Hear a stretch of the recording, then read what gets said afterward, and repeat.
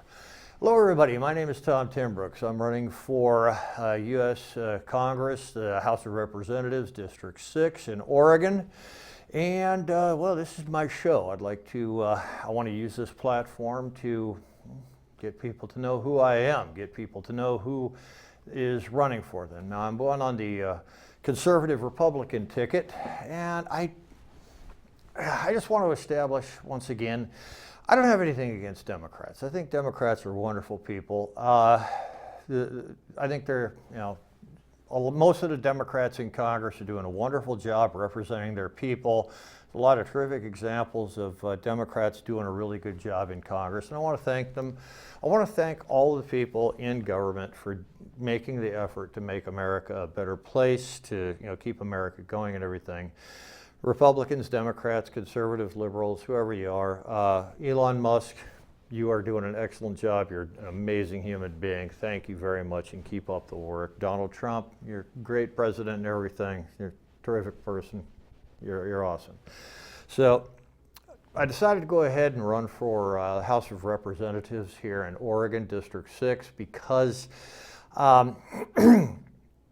as a conservative Republican, my interest lies more in, I went to a public session where our representative now was addressing the people of District 6 in Oregon, and Andrea Salinas, and she, very smart, very eloquent person, very responsible, good-natured human being. I like her politics and everything, but as a conservative, I generally think more about what people can do for themselves than what the government should be doing for us. And the way she was looking at everything was, she was trying to figure out a way to get more government funds, more government money to the people. And I would prefer to have the people being independent, being able to do things for themselves. So that's my direction. That's the direction I'm going in. And I would prefer to have representation in Congress that is a little more conservative, that is a little more individual oriented. I would like to know that the individual needs of the people are being taken care of, that people have the environment, the capacity to take care of themselves, that business has a fertile place to grow, to work here. So that's why I'm running as a representative. Now, there's a couple things I want to get into, things that are happening recently, and I got some slides.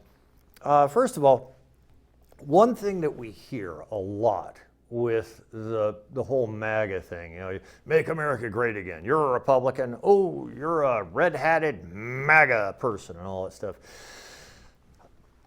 I think that, first of all, Make America Great Again was created by Ronald Reagan a long time ago. Donald Trump just sort of picked it up and ran with it. And it's not such a bad thing, okay?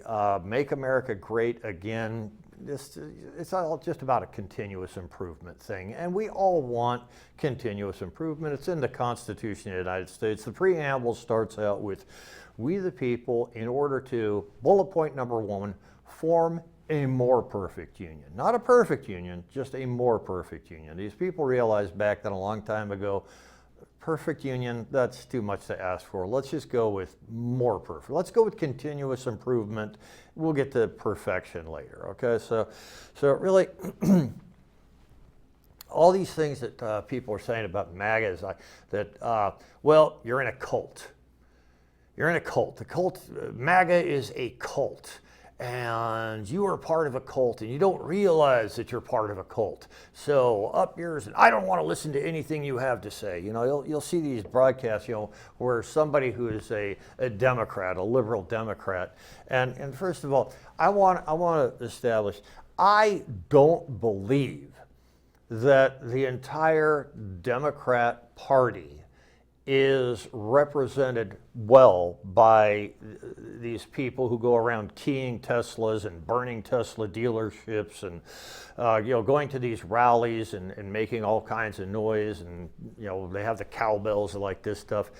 I realize that part of the political strategy of the Democratic Party is to disrupt Republican rallies, okay? And in disrupting these Republican rallies, they're hoping that they'll slow down the progress of the Republicans and everything. And I don't believe that the Democrats, if the Democrats knew that this was happening, if they requested complete transparency, I think that they would look differently at the situation. They would say, hey, we're probably giving our money to a corrupt system, a system that wants to disrupt the democratic process rather than go towards continuous improvement. So I think that most people who take part in the political system, most people who are registered voters, most people who keep up with what's happening in the world are reasonable enough and rational enough to understand that these methods, these strategies, well, they're kind of cheating. And if the Democrats use them, then the Democrats look bad. If the Republicans use them, the Republicans look bad. So I don't believe that these radical leftists are a good representation of the Democrat Party. I know that the Democrats want the same thing as the Republicans want: form a more perfect union, establish justice, ensure domestic tranquility, all the things that the Constitution says we're going towards. Both sides want that, okay? And if I go to Congress as a representative, I promise you I will work with everybody. I will work with the executive branch. I'll work with the other representatives. As far as I'm concerned, we aren't there to further a personal agenda. We are there to represent the people of the United States. And furthermore, I think this is an amazing opportunity to represent the people of the United States, because right now the House of Representatives and the Senate are both about 50-50. And what that means is 50% of the people, 50% of Congress represent the Democrats. 50% of Congress represent the Republicans. And this is an amazing opportunity because both sides are equally represented, and that's what we really need. So if we can get leadership in there that can get both sides together to work towards the common cause of providing for the people of America, I think that would be the best thing ever. And this is one of the things that Andrea Salinas, she's representing her party, and she's representing her party very well. But I think that she and the other Democrats, the other liberals, they shouldn't be thinking about representing their party. They should be thinking about representing the needs of the people and the people of the United States. More perfect union, establish justice, ensure domestic tranquility, provide for the common defense, promote the general welfare, secure the blessings of liberty to ourselves and our posterity. That's a very important one there. But I digress. I'll go over that. So I got some slides here I want to share with you. Okay, and here we have the cult, the whole cult thing. Now, psychological control is a very important part of the cult. Now, do we see this in the Republican Party, or do we see this in the Democrat Party? And what we see with the left radicals, the people that burn down Tesla dealerships and protest and scream and shout and everything, we're seeing that more in them. I don't see it with the Republicans. I don't see it with the conservatives, but I do see it with the leftists. But like I said, they don't represent the Democratic Party. So I don't think, based on just that, psychological control, is our leader revealed as infallible? No, No, he is not. He's not revealed as infallible. Now, we like Donald Trump. We think Donald Trump is great. Is he above criticism when clearly wrong? Well, I've noticed a lot of situations where Donald Trump will say, well, no, we were wrong. Oops. We were wrong with this, and we have to follow the law. And if the law isn't going to let us do this, then we can't do it. End of story. It's over here. So, I've seen Donald Trump admit that he's wrong. I've seen Donald Trump admit that somebody else's idea is terrific. So he is not reviled as some kind of benevolent, godlike person. This isn't like a Jamestown, Guyana tragedy thing happening. He is a really smart person. He is a capable person, and I have a lot of respect for the guy because, he's putting his personal fortune to rest. He's saying, well, this is my personal fortune before I entered the presidency, and this is my personal fortune after. So he's not really in it for the money or personal fortune or anything. He's in it more for legacy. He wants to be known as the president that was a terrific American, that did everything for America that a president should do and ought to do. I think he wants to set the mold for future presidents.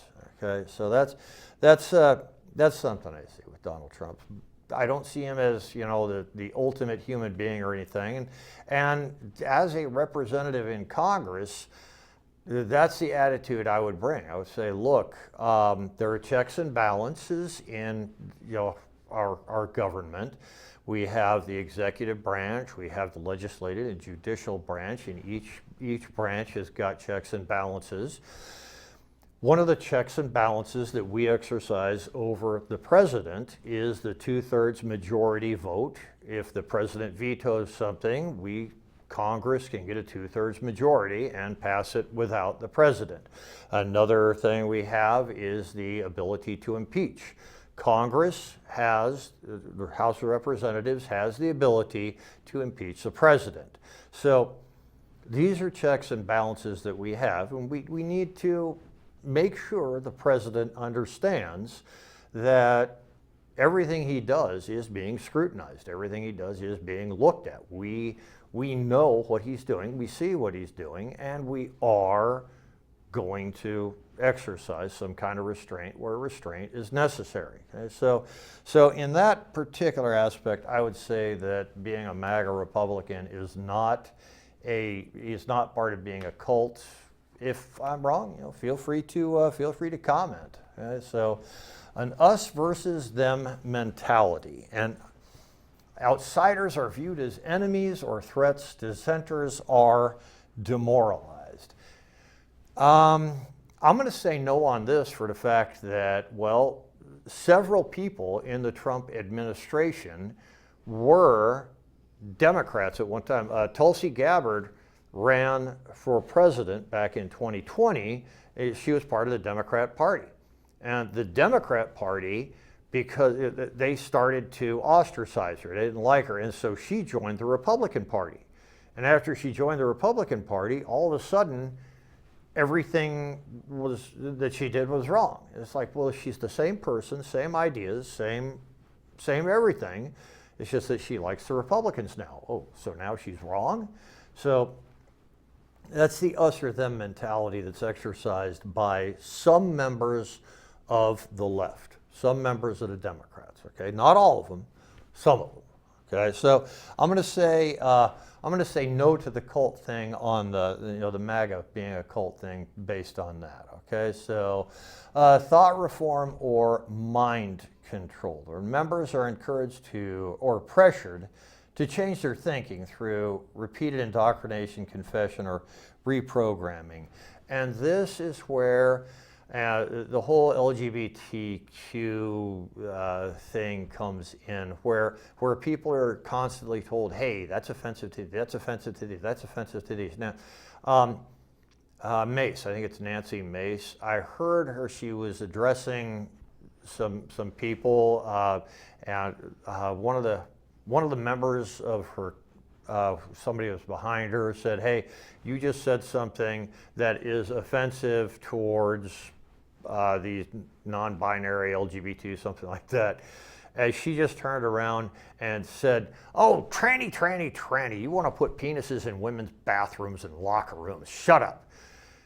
And I kind of like that. See, because she doesn't want to be indoctrinated in this whole left mentality where if you don't say what we want you to say, if you don't admit that men can be women and women can be men and all this other stuff, if you don't admit to that, and I'm not saying anything against people. If you want to believe men can be women and women can be men, fine, fantastic, live your life the way you want. But if I don't want to believe it, I should have that right.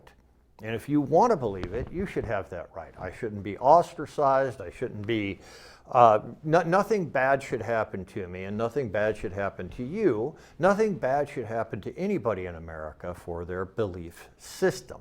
This is just, it's what, one of the things that makes America great is that we can all believe differently. So the indoctrination really seems to be happening on the left side, the liberal side. Not all Democrats are like this, just some of the loudest ones are. So, okay, now let's look at another one. So, suppressing the critical thinking, doubt, or questioning is discouraged or punished. And that is a big yes on the liberal side. That is, I cannot see it on the MAGA side. So I can't see where any Republicans or conservatives are telling me anything like that or are enforcing that onto me. So, yeah, I mean, once again, if you're watching this, you want to correct, go ahead and correct me, give me examples or something, but I really can't see it. So based on the whole psychological control thing, I'm going to say that the Republican side, the MAGA side, does not exercise any psychological control. We just have, our opinions and everything. So another one, behavioral control. Control over personal life. The group dictates where members live, work, or how they dress, often interfering with personal relationships. And I mean, if you want to wear a hat that says Joe Biden is the man, if you want to wear a t-shirt that says Democrats are awesome, if you go ahead and do that. Okay? I'm not going to stop you. I can't think of any Republican or conservative that has ever tried to stop anybody. So we wear, the MAGA people wear these red hats, and how many times have these people with red hats been attacked by liberals who want to enforce their specific dress code? You can't wear that hat in here because, so I'm going to have to say that the left is more of a cult based on this than the right. Okay, so let's see what else we got. Isolation from outside influences. Members are cut off from family, friends, or outside media to limit contradictory information. And this is one of the things, Andrea Salinas, I don't have anything against you personally, but you did take part in walking out on Donald Trump when he was addressing Congress. Now, when Donald Trump was addressing Congress, he is addressing all of Congress, senators, representatives, all of you. And the Democrats, the liberal Democrats, just got up, they walked out. So what that's telling me is the MAGA Republicans are going to sit there and listen while the liberal Democrats are going to get up and walk out. That's isolation. They don't want to hear an opposing viewpoint. They don't want to think any certain way except for the way that they've decided they want to think. They're going to close their ears and shut you down and just go, I am not listening, I am not listening. So for that, I would say the left is more of a cult than the right. Okay, so that's, I'm not a psychiatrist or anything. I'm not an expert on cults. I got this from ChatGPT. Give me a list of all the things that make a cult. So, anyways, demand for obedience and loyalty. I mean, that's the left. if you are not completely loyal to everything that the left is doing, they ostracize you. They just don't like you. They're like, get out of here, go away. We don't want to talk to you. We don't want to hear from you. You're nobody to us. If you don't believe everything that we believe, you're bad. Now, the Republicans are a little bit guilty on this too. We have the whole concept of rhino, Republican in name only. And I'm not exactly sure what is meant by rhino, but I have not heard that term used for, during Trump's second term. But he's only been president for like a couple of months now, so that term, the rhino thing, might pop up again. I don't know for certain, but let's watch on it. But yeah, I mean the liberals, they do tend to do this. So yeah, I'm going to say the left is a little more cultish than the right in this particular situation. Okay, let's see what else we got. So we've got psychological control. Okay, behavioral control. Financial exploitation, excessive financial demands. Members are pressured to donate large sums of money or work for free. Well, during the 2020 presidential run, I think didn't the Democrats have like some billions of dollars? I'm not sure exactly how much they had, but I know that the Democrats had like 20 or 30, maybe 100 times the amount of money as the Republicans did, because all of the Democrats, all the liberals, everybody, they were told, give, we need more money, we got to get the word out. We got to have Beyonce dancing for us, we have to have the bands and these famous people representing us. They're not going to work for free. So that right there, I do remember hearing some advertisements about, hey, we could use your help, $5, $10, whatever you can afford. If you can't afford it, don't. This was Donald Trump. Donald Trump was saying, well, $5, $10, whatever you can afford. If you can't afford it, I understand. Just keep your money and everything. So but just remember, we're there plugging for you. So the Republican Party got a dismal amount of money to work with, but the Democrats got an incredible amount of money to work with. So I'm thinking in that particular case, Democrats are a little more cultish than the Republicans. So leader lives lavishly, disproportionate wealth or comfort for leadership compared to rank and file members. Okay, I saw something in, it was just a meme on Facebook about how much money, a member of the House of Representatives gets a salary, an annual salary of $170,000. And that's the Senate and the House of Representatives, okay? And that's a pretty juicy amount of money. I mean, that's a pretty decent amount of money. I don't know if it gets taxed or not. I'd like to know it doesn't get taxed, but that is a pretty decent amount of money. But you've got members of Congress whose value is beyond that in the millions, tens of millions, hundreds of millions. We're always talking about AOC. She apparently, her net worth, she's been in Congress for what, 4 years, 6 years, something like that. And her net worth is in the millions now. And I figure she's probably doing that from like book deals.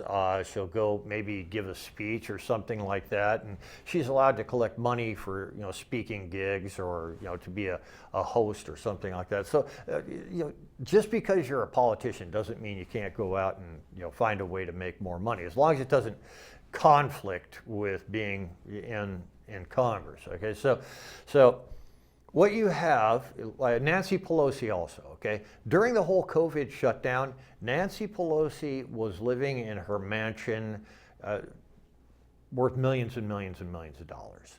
Where did she get that money from? Well, there's accusations. She is living lavishly while the people who she represents are living in, difficulty. So, I'm going to say Left is a little more cultish than the right in this particular situation, okay? So let me see. So that we got financial exploitation, emotional manipulation. Okay, let's see. Fear and guilt tactics. Members are made to feel unworthy, sinful, or afraid of leaving. Okay.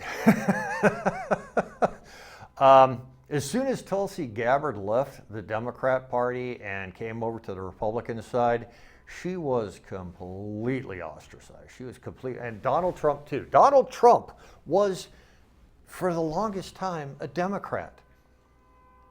And then he chose to go on the Republican ticket.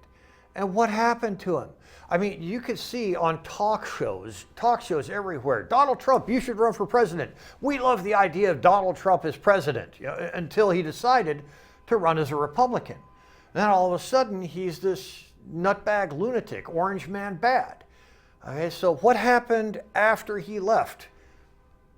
That's kind of a cult thing there. Now, same thing with Elon Musk.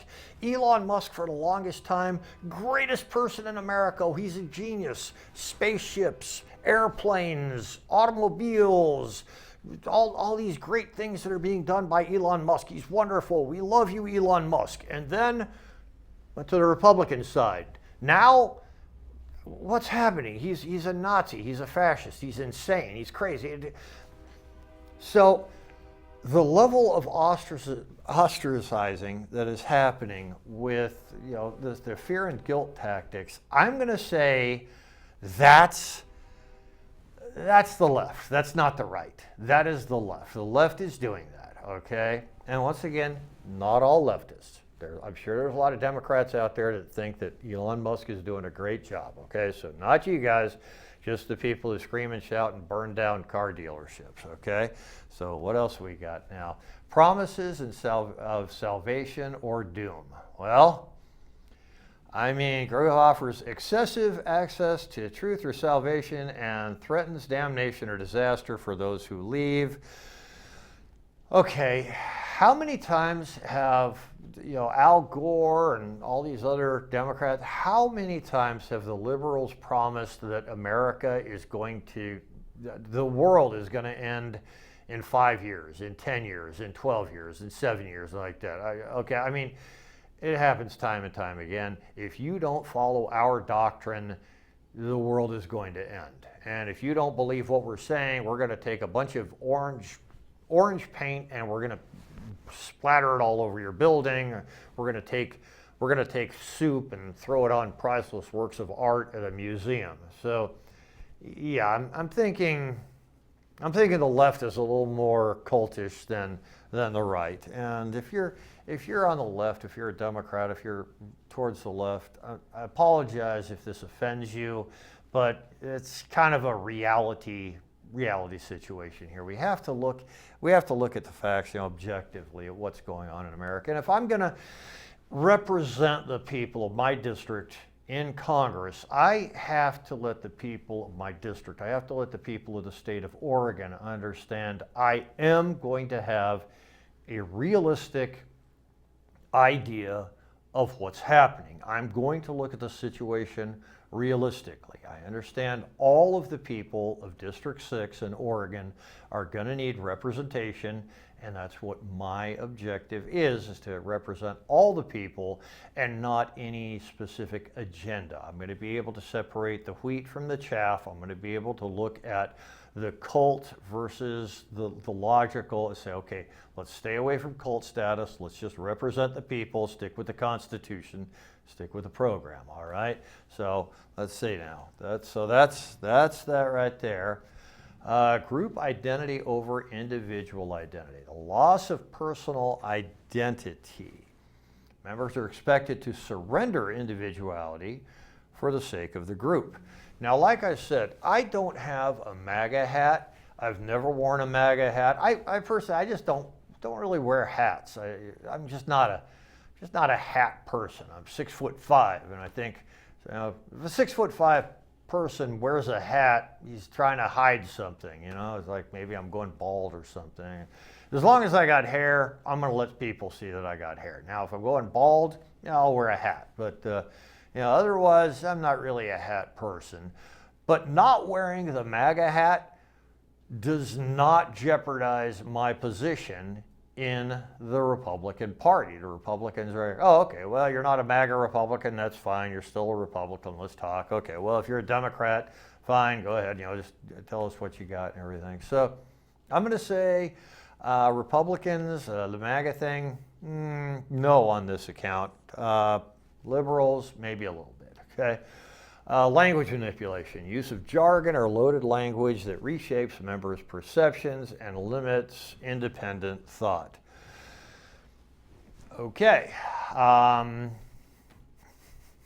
Personal pronouns? I mean, how many times have we been bombarded? Well, my personal pronouns are blah, blah, blah, blah, blah. First of all, what is a pronoun? Okay.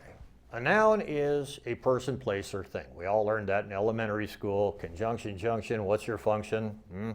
Okay. A noun is a person, place, or thing.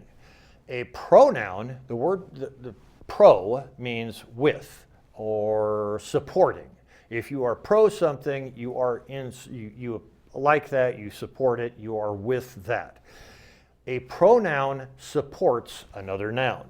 If you have a sentence that says, my dog, that's the noun, the dog is the noun, my dog sleeps on the dog's blanket.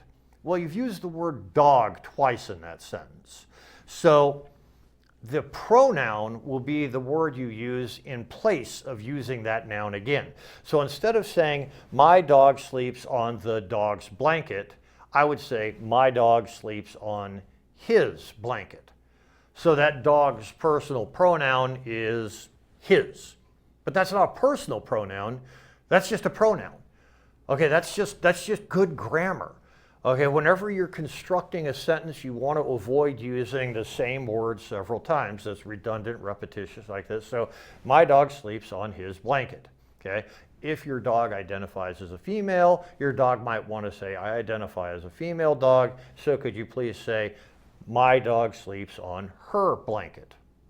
Fine, if your dog wants to believe that, fine, that's fine. But that's what the pronoun is, the whole pronoun thing. My personal pronouns, if you are going to use some kind of word in a sentence that refers to this person would prefer to be referred to as her, she, them, whatever. You know what? That's your personal thing. If you want to do that, go ahead. Now me, I don't really want to do that. And it's got nothing to do with whether or not I support the LGBT or not. Let me see, I think I'll adjust this a little bit here. Okay, I support you guys. You're doing a great job and everything. See, my mom was an English teacher. She was a teacher for like 35, 40 years. And if I were to use improper grammar at home, that would not be a good day for me. Using bad grammar is kind of a sin. If I were to use bad grammar, the ghost of my mom would appear and just chase me around the house. So if you want me to use your personal pronouns, you may be disappointed. You will be disappointed because I will use the correct pronouns. I will use the correct grammar, okay? So I'm going to say for this particular situation here, loss of personal identity, members are expected to surrender language manipulation. Language manipulation is going to go to the liberals, okay? So I'm sorry, liberals, but you're more of a cult than MAGA is because of language manipulation there, okay? Secrecy and deception. Information control. Only the leadership has access to the full truth. Outsiders are misled or kept in the dark. Now, I cannot find any evidence of this happening on either side. I can't think of anything right off the bat. I'm going to say maybe this is one or the other, but I'm not even going to comment on this because like I said, I can't think of anything one way or the other. But let me see. Recruitment through deception. The group's true nature or beliefs are hidden during initial contact or recruitment. And this could be either side. I mean, the Republicans are fairly transparent with what they want you to do. There's a whole list of things: reduce size of government, local power. There's like 5 things that the Republicans say. This is what being a Republican means. So Republicans are pretty open and pretty transparent on everything there. Just, leave us alone. Don't tax us too much. Don't do these things, and we'll be okay. So Democrats, I've heard some things, but I can't really substantiate anything. So this one, I'm going to say, either way, okay. So now I want to go into Harry Potter, okay. Now, I never really got into Harry Potter myself. I read the first book back a long time ago when Harry Potter first came out with the movies. My girlfriend at the time she had to go see that first movie with Harry Potter, and so I took her. And I watched it, and I said to her, that's an interesting movie. She's like, well, why is it? I'm like, well, I mean, it's kind of obvious that, well, let me show you what I'm talking about. Harry Potter is not a story about a young man that goes to a school for wizards. Harry Potter is a story about a young man that has a psychotic breakdown and is taken to a care facility where, in his delusional state, he makes up explanations for everything that he encounters. The hospital cafeteria is a grand banquet hall. His best friend may be a robe draped across the back of a chair. We don't know. He's just talking to somebody. We don't know that there's an actual person there. His girlfriend may be a stick figure drawing. He just puts out for him. And his battle is a battle to stay in his delusional state. So just like with the people who are praising the destruction of Tesla and burning their cars to the ground, their battle, that's the people who are praising the destruction of Tesla, their battle isn't against Elon Musk. It's a battle to stay in a delusional state.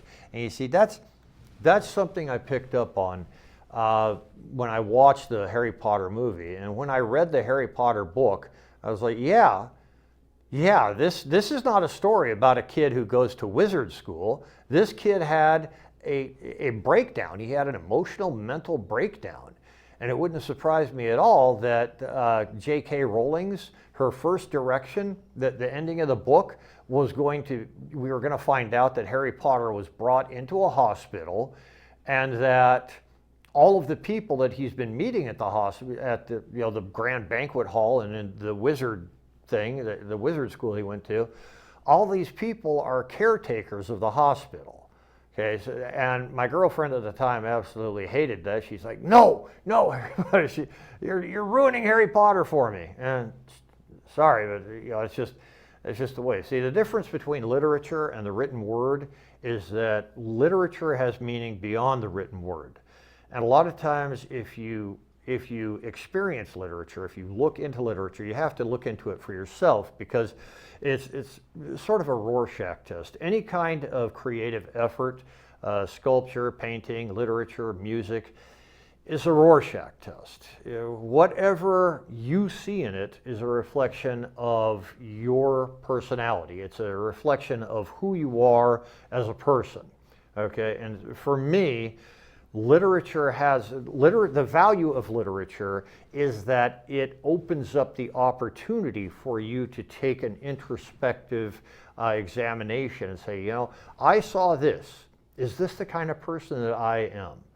So what I see in Harry Potter is, and here, let me get back to my slides because I wrote this stuff down. It took some time. Harry Potter. His delusional role is the chosen one, a wizard. His psychological interpretation, Harry represents the fractured self. He's traumatized, he's isolated, and in need of escape. The fantasy gives him agency, power, and a sense of identity that he lacks in his real life. And that fits perfectly with the story, right? I mean, that is Harry Potter's life up to there. He's forced to stay under a staircase and everything, so his life is not wonderful, right? So Dumbledore, wise and benevolent headmaster of Hogwarts. Well, it's possibly the chief psychiatrist or head of the hospital. In Harry's mind, Dumbledore is the gentle guide who supports his journey and affirms his importance, balancing authority with compassion. And that does sound kind of like the person that runs a mental institution, okay? The person that runs a mental institution is in charge, everybody's problems are that person's problems, okay? So that person has to be kind and open and decent and be good to Harry. So that person would have to be good and kind to Harry and not so much help him to maintain this delusion, but not really, it's not really his job to pull Harry out of the delusion. So that's what this guy, I guess what Dumbledore or whatever, yeah, Dumbledore, that's his whole thing. Voldemort, on the other hand, now is the Dark Lord, ultimate evil, Harry's nemesis. Possibly the therapist or psychiatrist attempting to break through the delusion.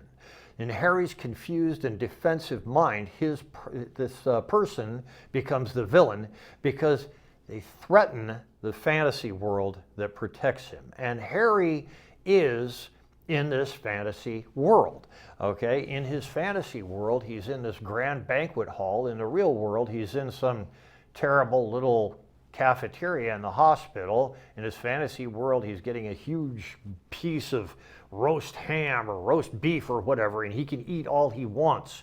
But in the real world, he's getting a stale ham sandwich and some applesauce. Okay, so it's to Harry's benefit that he stays in this fantasy world, and he doesn't want to get out of this fantasy world. Okay, so that's I'm leading to something. Okay.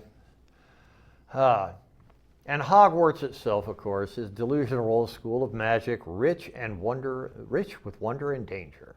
And it's a psychiatric institution viewed through the lens of fantasy, where therapy sessions become classes, medications are potions, and recovery is recast as a heroic quest.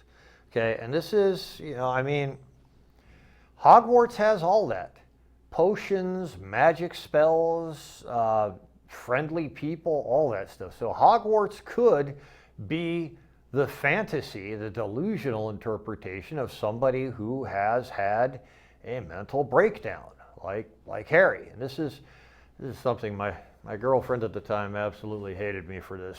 You destroyed Harry Potter for me. It's like, I don't think I destroyed Harry Potter for you. I think I gave Harry Potter a new lease on life, because children can read Harry Potter and they could say, yeah, this is interesting. And adults can read Harry Potter and think, this is a case study in delusional psychology. So yeah, that's it there, okay?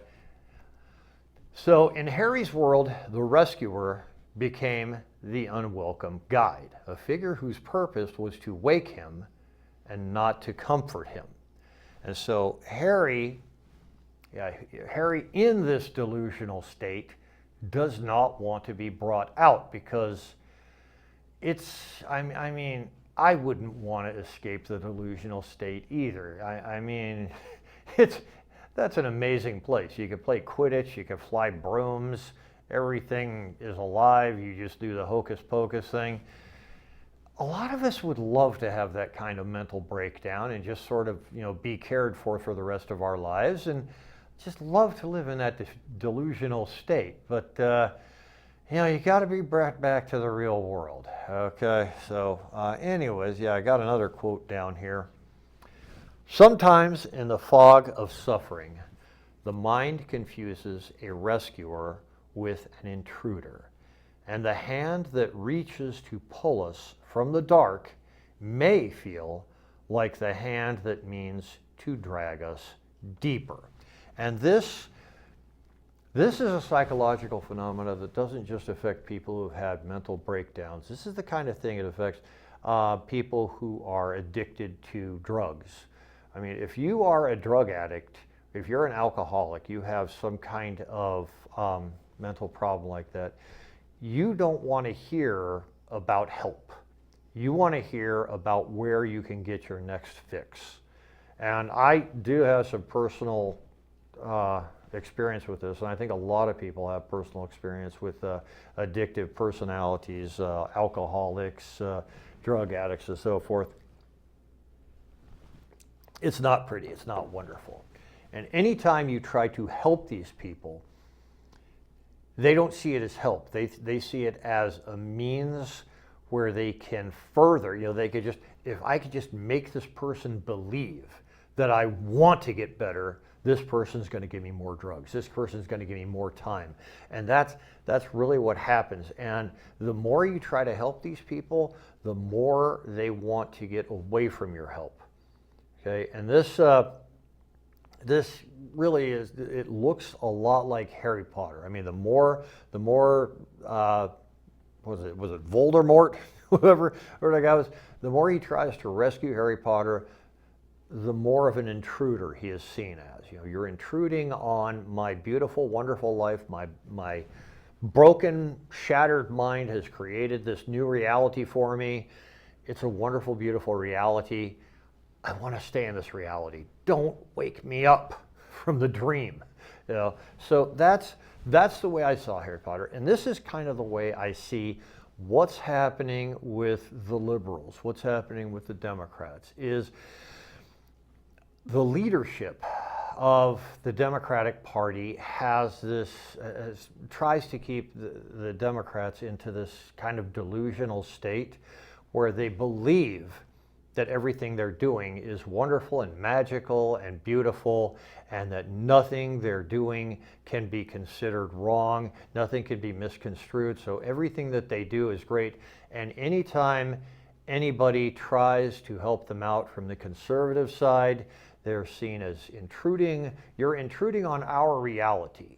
Okay, the whole thing about pronouns, what I just said about pronouns, fairly realistic. I'm, both sides, if you want me to do this, I probably won't, but I'm not going to be offended if somebody else does. That whole thing, what I am saying will probably be considered an intrusion on their reality, and they're going to see me as the enemy because, well, I'm being realistic.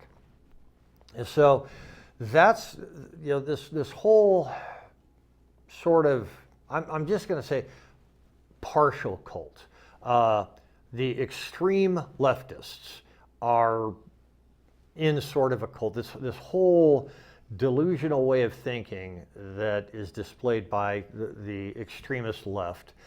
It just seems like something out of Harry Potter, where they are suffering from this delusion and they don't want to be rescued from this delusion because in their delusional state, anybody that tries to bring them into the real world is considered to be an intruder, a villain, the bad person. We don't want you helping us. We know what we're doing. We're living comfortably in our delusional state. Leave us alone. So, okay, that's great that you want to live in your delusional state. Live there. Trust me. It's a beautiful, wonderful place in your community delusion. Live there. I don't care. But somebody has to work. Somebody has to make food available. Somebody has to keep the lights on. Somebody has to pay the bills. And so, that's the rest of us, the people who are not in the delusional state. Okay, so that's where I wanted to go over Harry Potter there. I hope I didn't ruin it for anybody. So now, I wanted to go over this. Another thing that I read a long time ago, I was introduced to Milton's book.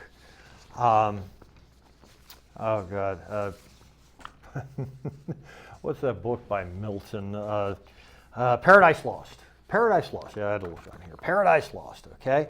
Now, in Paradise Lost, the beginning of the book starts off with Satan and Satan's minions being thrown out of heaven, and they fall and they fall and they fall, and they ultimately reach, hell. Okay. And while they're in hell, they create their own little swinging bachelor pad. It's called pandemonium, and that's all Latin. It means all demons home. And this is kind of interesting. The very first time pandemonium is used as a word is in Paradise Lost. It's interesting kind of thing. But pandemonium, if you walk into a place and say, wow, this place is just pandemonium, you are referring to all demons home, which if you have a whole bunch of children running around your house, I would say use pandemonium as a description, because if you got a bunch of children running around your house, they're just little demons. This is pandemonium, okay? So I can understand that being used, okay? So what I get, and once again, it's a creative work, what I get from Paradise Lost is that it's a book that discusses the conflict between perception and reality.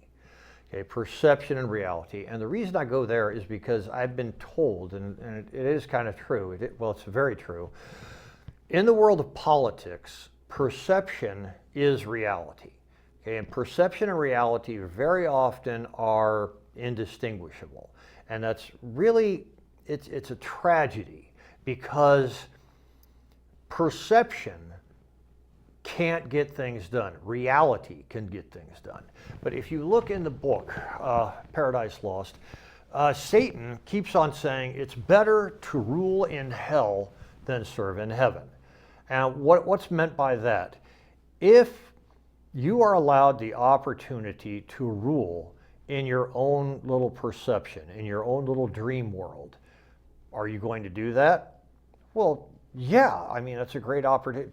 Hey, if I can live in my own little dream world and be the ruler, I could be the king, the president, the emperor of my own little dream world, my own reality, my own little perceived reality, then yeah, gonna do that.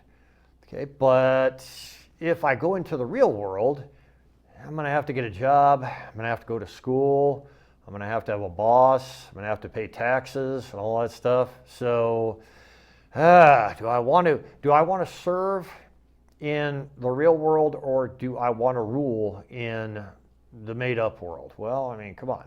Who doesn't want to have a good time ruling in the perceived world? So ruling in hell rather than serving in heaven, for me, that's all about perception versus reality, okay? And let's see what we got here. Okay, so Satan as a perception. Better to reign in hell than serve in heaven. Satan's most famous line is a clear reframe of reality to preserve pride. Okay, he chooses how to see his condition, even if it means deluding himself into thinking hell is a better place because he can rule. And that's part of the whole pandemonium thing, all demons home. Okay, well, the demons didn't have a home in heaven. They were cast out of heaven. So where do they go? Well, I guess we're going to go to hell. And while we're in hell, hey, let's create our own little swinging bachelor pad. We can drink beer, listen to Boz Scaggs, have a good time, you know. Let's convince ourselves that hell is a better place than heaven, because if we're in heaven, well, we have to get jobs, pay taxes, and, you know, go to school. In hell, we can hang out in our mom's basement on a beanbag chair, listen to rock and roll music, drink beer, play video games. Which of those two is better?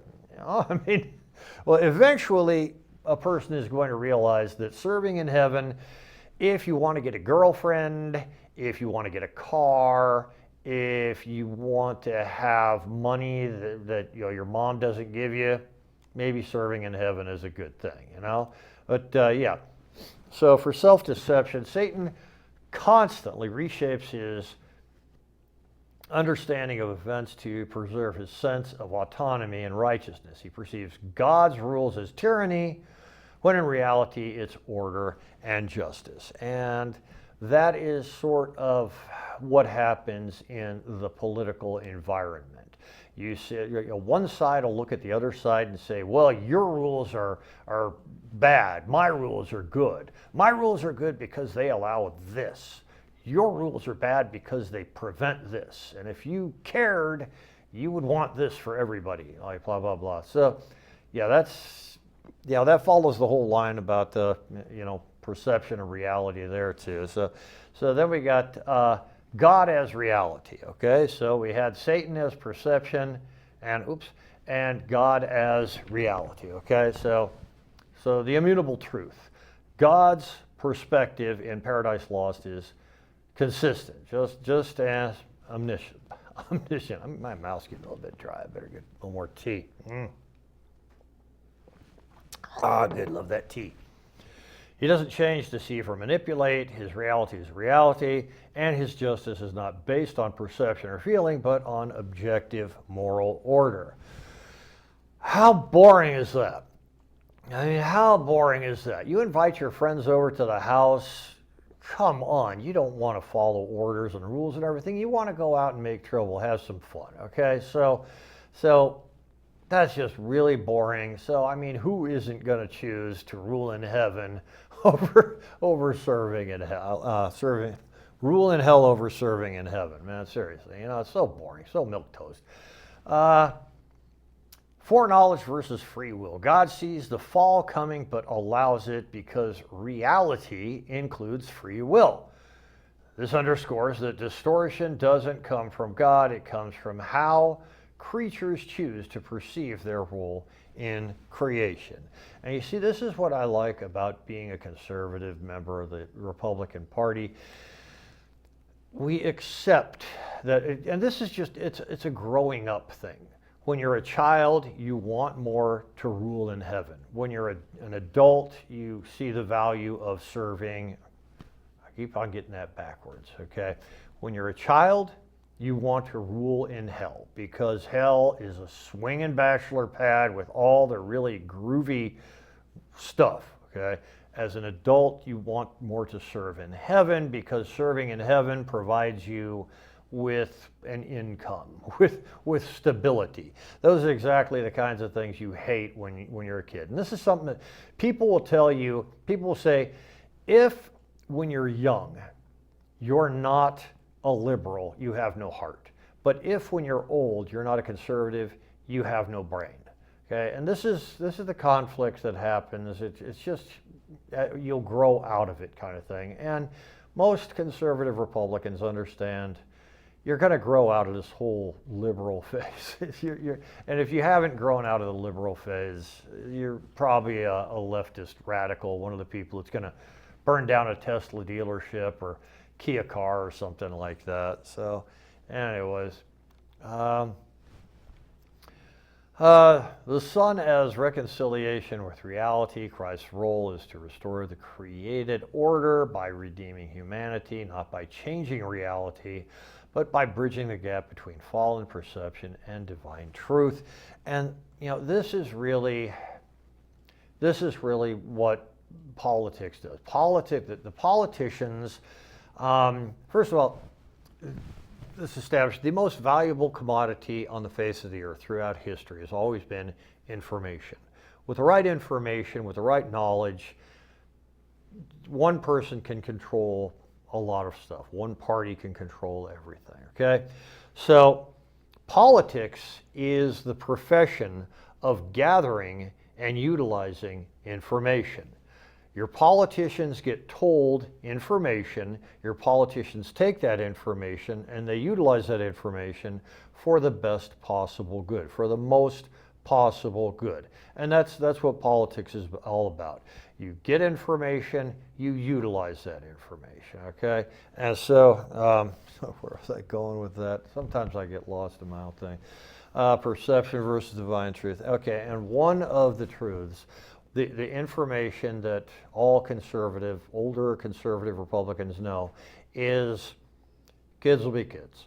Okay, you're early in life, you want to have fun, you want to break the rules. Later in life, you're done with that. And this is why to be a conservative Republican is to be a little more boring, a little more oriented with processes, a little bit more worried about money and the future and your kids' future and your grandkids' future and so forth. And this is one of the reasons I really want to get into the House of Representatives. It's not for the money or fame or book deals or anything like that. It's that, I mean, I look at what's happening in America and I see people who have not really grown up and accepted reality. I see so many people who just think that we can keep on piling on the national debt. It's $35 trillion now. We can't add any more to that national. It should never have gotten to $35 trillion. It's just stupid. It's a stupid amount of debt. We have to get rid of it. Okay, so young people aren't going to care about what's on the credit card. Older people have to care about it because, I mean, that's what we are leaving the next generation. And this is where the bullet point, the sixth bullet point to the preamble to the Constitution, secure the blessings of liberty to ourselves and our posterity, that is what we are leaving them. We are leaving the next generation $35 trillion in debt. Now, if I walk out of a bar and I leave my buddy with the check for like $8 or something, I could see him being angry with me, and I'll probably have to get the next round the next time we go out, okay? $35 trillion in debt for the next generation. That is a lot. And, we as conservative Republicans, we know that the number one thing we can do to secure the blessings of liberty to ourselves and our posterity is get rid of the national debt. Quit with all these frivolous programs where America is shoveling money to ridiculous, pointless causes and only support the causes that reflect American values, so that they reflect the necessity of the American system. Okay, so that's the kind of thing that I'm not going to want to rule in hell. I'm going to want to serve in heaven. I'm going to be obsessed with reality over perception. That's the reason I want to go to Congress, because we need representatives in Congress that can accept reality, that can accept the value of reality. Okay, so now I've got a couple other things to talk about now. Most recently, the breach of security. Okay, we've all seen this on the news. The breach of security that Jeffrey Goldberg, he went ahead and exposed this during the bombing of Yemen. And you can see Yemen down there. It's a part of Saudi Arabia. And it is right across I believe that's the Red Sea there. What you'll see there, not Eritrea or Ethiopia, but right next to it is Somalia. And Somalia is where, of course, the Somali pirates come from. Well, Yemen, Oman, and Saudi Arabia, they're fairly wealthy countries because they have oil. Somalia, I guess, did not have a lot of oil. Maybe they do, but mostly the Somalian people used to fish all the time. Well, the Somalian government years ago, a long time ago, what the Somalian government did was they made a deal with China. China said, we can lend you all this money, we can give you all this money, you just give us fishing rights off the coast of Somalia. And the Somalian people were like, okay, sure, you want to go fishing? Great. Well, what the Somalian people thought the Chinese meant was they're going to come over with a fishing trawler every once in a while, get a catch, and then go back to China. What China meant was they're going to come over with industrial-sized, gigantic cargo ships and thousands, literally thousands of these fishing trawlers. And they're going to scoop up every last fish that exists off the coast of Somalia. I mean, all of them. There were thousands of these trawlers. The trawlers they put their catch into this gigantic cargo ship, and then they disappeared. And the Somalian people, they couldn't catch fish anymore. No more fish. Okay, so what do? Well, I mean, what would you do? Your family is starving to death. There's no fish out there, so piracy. Okay, so because the Somali government made a bad deal with China, the American, world shipping that goes through that area has to deal with the pirates. So what does America got to do? America has to defend itself from the Somali pirates. I mean, it's not our fault that they made a terrible deal. Maybe if we could help them out, we would help them out, if we could do something to help them out. But in the meantime, we have to secure shipping through that part of the world. And if they're going to attack American ships, we're going to have to defend American ships. So that's really what happened. Was the Somalis were happy people. China lent the government a whole bunch of money.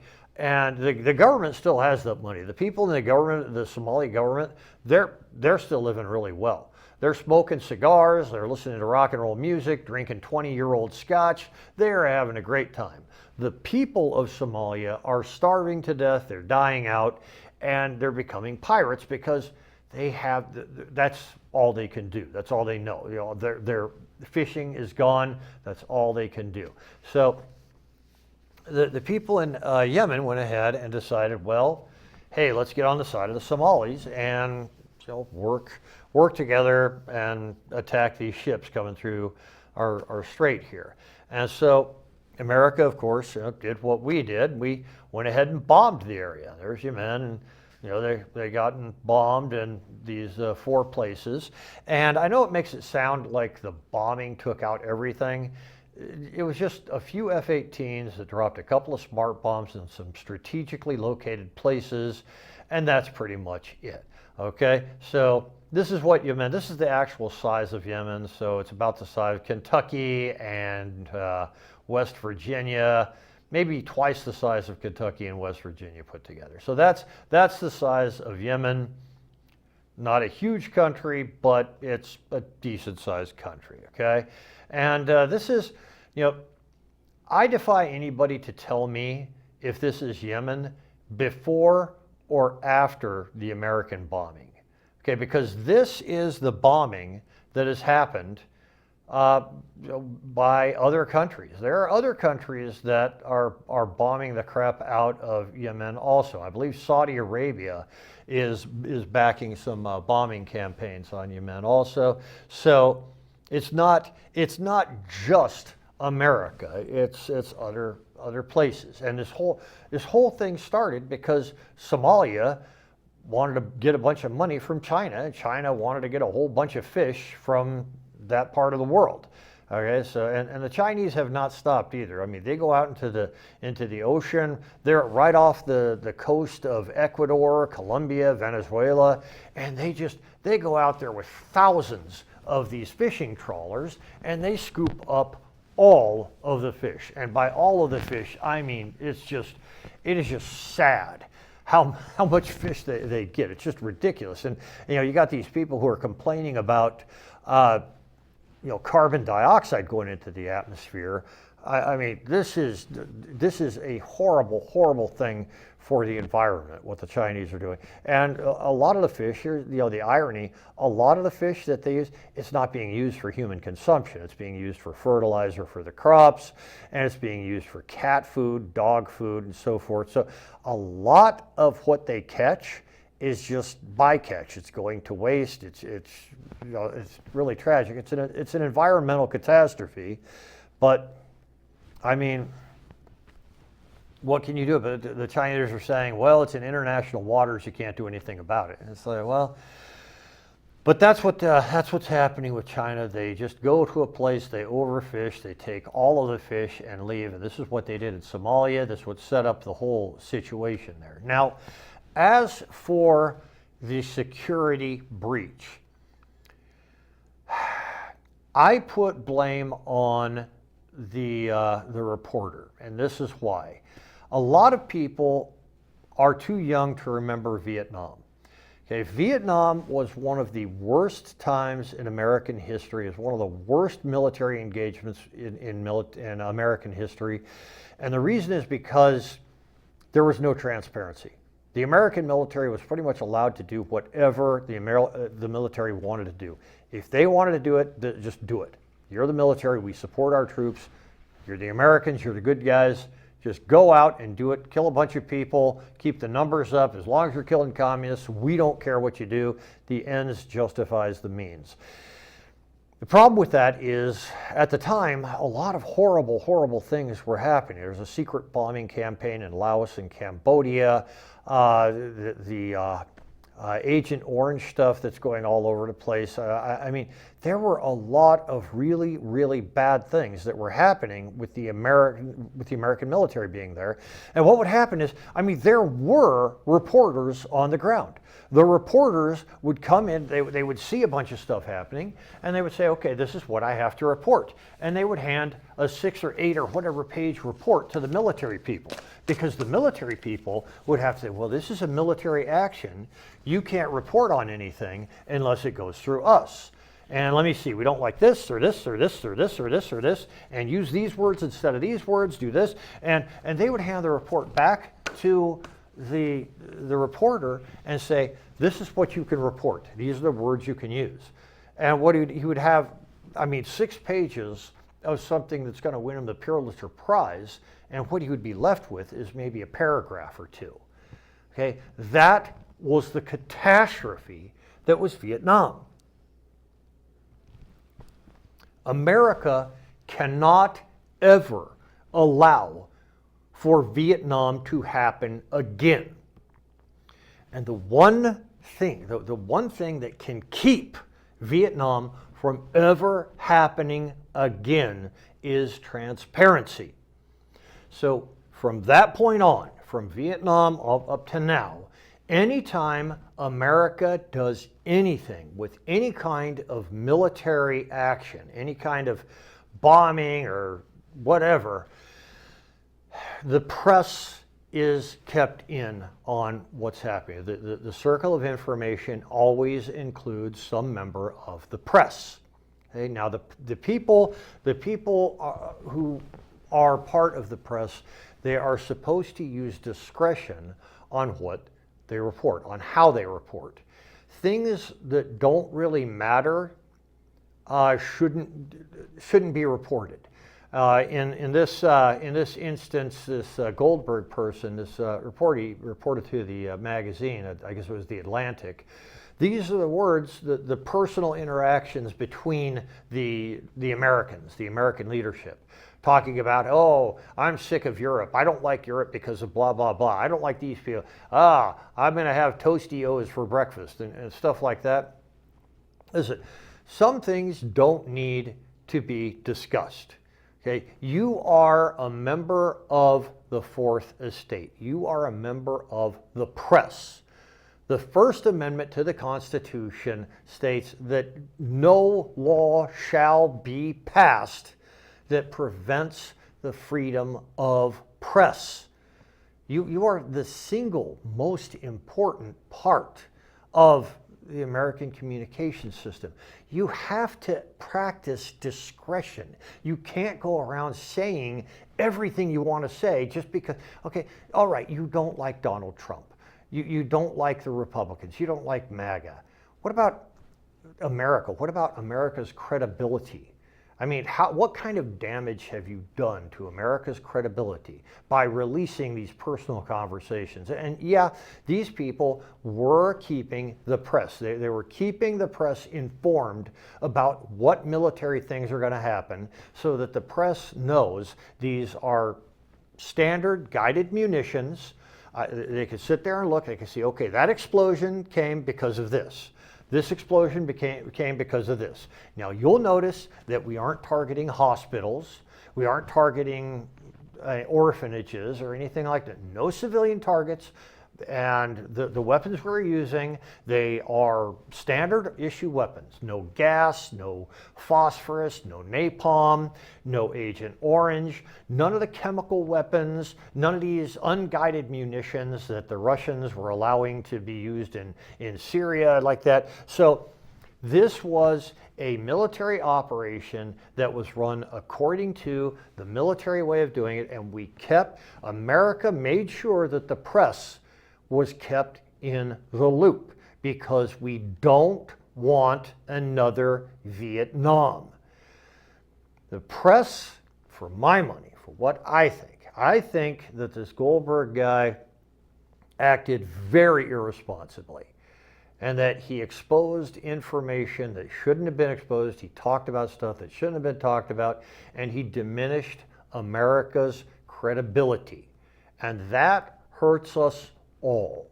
Republicans, Democrats, liberals, conservatives, we have all suffered damage to our credibility. America has suffered because of this. So, yes, there was some discussion of what could conceivably be thought of as some kind of classified information. Yes, so yeah, any information is really, there's a justification for classifying that information. So yes, it was discussed on this line. And if Yemen had the ability to get and decode all this information, then yeah, they probably could have defended themselves against it. But really, you can't take, I mean, Yemen is not one of those countries that you take really, really seriously as an intelligence place. You know, they really don't have the defensive capabilities to get and decode our messages and then prepare for what's going to happen, you know, and shoot back. They really don't have that capacity. That's why the whole exercise was very limited. It wasn't like we went over there with 100 B-52s and just bombed Yemen into non-existence. These were surgical strikes. They were valuable military targets, and it sent a message to the terrorists down there that we mean business. We're not just going to roll over anymore. So this was a very important message, a very important political military campaign that happened. We're showing the people there that American shipping, that world shipping, really, I keep saying American shipping, but it's really world shipping has to be allowed to go through there without being attacked. Okay, now if the Somalians, if the Yemenis people, if they have a bigger problem, one that America can help them to address because of the financial situation that their government put them in, where they're, you know, they don't have fish to eat because the Chinese took them all, and they don't have money to spend because they owe everything to the Chinese. America might be able to help them out if America knows how to handle their problem. I mean, it's not that we don't care, it's just that this problem is the problem of the Somali people. The Somali people's government, the government of Somalia, put them in this situation. It's not really America's place to go in there and fix all of their problems. If they need our help, I'm sure we could figure out how to help them out. We're a really bunch of smart people. Okay, so that's the way I see it. I see as this is a problem with the media. The media should have exercised more discretion on what they said. And if in the future we want to include people in chat rooms and chat sites, I fully support that, because like I said, I'm old enough to remember the tail end of Vietnam. I'm old enough to remember, I was in the Marine Corps from '84 to '88. And when I left the Marine Corps, just as I was leaving the Marine Corps, there were actually some college students that called me a baby killer and so forth. You know, I mean, it was, I didn't know I was what they were talking about. They were looking at me and saying, "You're a baby killer, ha ha ha." And I don't think they really knew what they were talking about. I think they just thought that was part of the college, you know, college life. Hey, I'm in college right now. I'm going to call military people baby killers. Yeah, I don't know what it means. I don't know why I'm saying it. I'm in college, and I want to get up in the thing and scream out food fight, just like on Animal House, and maybe we'll have a food fight. That'll be fun, right? So yeah, that's my take on that, the whole thing, and that leads me to my final slide here. Okay, I want to talk about George Carlin. Never underestimate the power of stupid people in large groups, and this is something, you know, that, you know, that's his quote. I have an addendum to this. This is one of the best, one of the purest, most beautiful things any human being has ever said. never underestimate the power of stupid people in large groups. And George Carlin also said something about average intelligence, okay? Imagine everybody you know, 50% of the people are dumber than that. If everybody you know is in the upper 50%, 50% of the people in the world are in the lower 50%. So 50% of the people are dumber than it's just. So anyways, I'm sorry I digress a little bit. What I want to say, I want to add on to what George Carlin says. Yes, never underestimate the power of stupid people in large numbers, but something that's more dangerous than stupid people in large numbers is stupid people that are strategically placed. Because, I mean, for the last 4 years, we had, well, I'm not calling Joe Biden stupid. He was mentally diminished.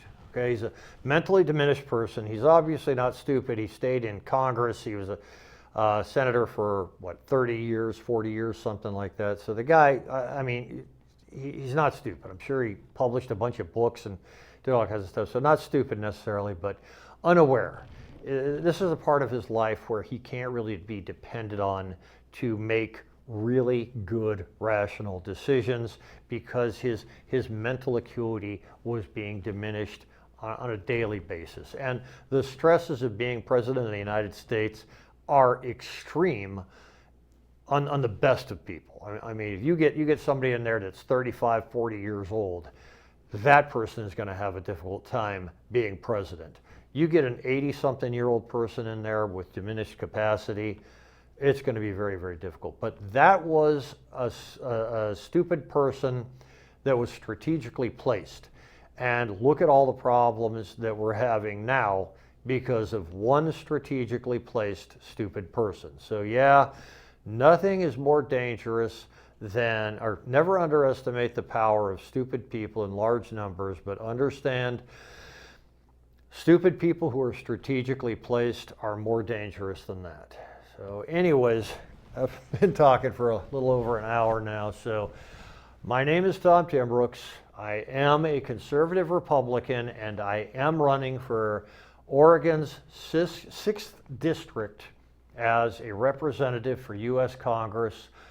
Please vote for me. If you have any questions at all, my email is included here in the email or the YouTube video. So yeah, if you got any questions at all, just go ahead and send me something. Thank you very much. I hope I didn't put you to sleep.